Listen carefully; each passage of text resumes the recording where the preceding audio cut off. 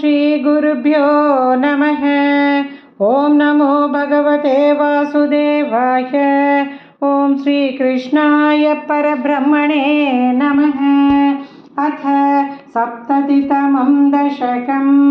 सुदर्शनशापमोक्षवर्णनं शङ्खचूडवधवर्णनं वृषभासुरवधवर्णनं च इति त्वयि रसाकुलं रमितवल्लभे वल्लभाः कदापि पुरमम्बिका कमितुरम्बिका कानने समेत्य भवता समं निशि निषेव्य दिव्योत्सवं सुखं सुषुपुरग्रसीद् व्रजप उग्रनागस्तदा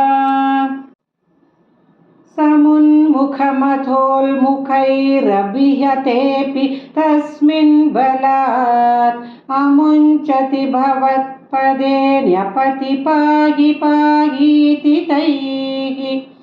तदा खलु पदा भवान् समुपगम्य पस्पशतं बभौ स च निजां तनुं समुपसाद्य वैदादरीम् सुदर्शनधर प्रभो ननु सुदर्शनाख्योऽस्म्यहं मुनीन् क्वचिदपाकसं त इह मा व्यधुर्वाकसं भवत्पदसमर्पणादमलतां गतोऽस्मीत्यसौ स्तुवन् निजपदं ययौ व्रजपदं च गोपामुदा कदापि खलु सीरिणा विहरति त्वयि स्त्रीजनैः जहारधनदानुगः सकलखिलशङ्खचूडो बलाः अतिद्रुतमनुद्रुतस्त्वमथ मुक्तनारीजनं रुरोजितशिरोमणिं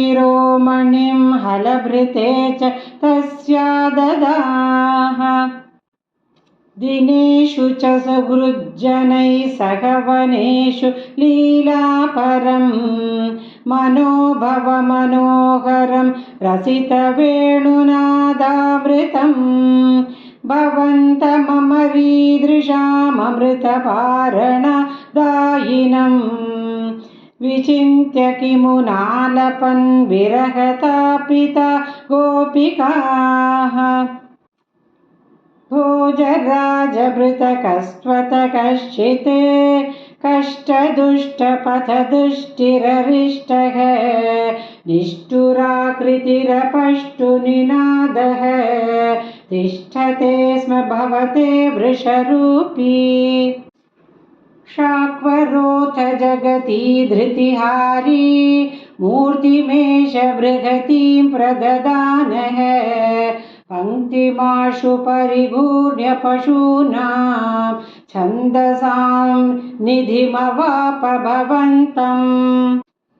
तुङ्गशृङ्गमुखमाश्वभियन्तं सङ्गृहस्य रभसादभियन्तं भद्ररूपमपि दैत्यमभद्रं मर्दयन्नमदयः सुरलोकम् चित्रमद्य भगवन् वृषघातात् सुस्थिराजनिवृषस्थिरिरुर्व्यां वर्धते च वृषचेतसि भूयान् मोदयित्यभिनुतोऽसि सुरैस्त्वम् औक्षकाणि परिधावत दूरं वीक्ष्यतामयमिहोक्षविभेदी इत्थमात्तहसितैः सह गोपैः गेहगस्त्वमववात पुरेश नारायणाखिलगुरो भगवन्नमस्ते नारायणाखिलगुरो भगवन्नमस्ते।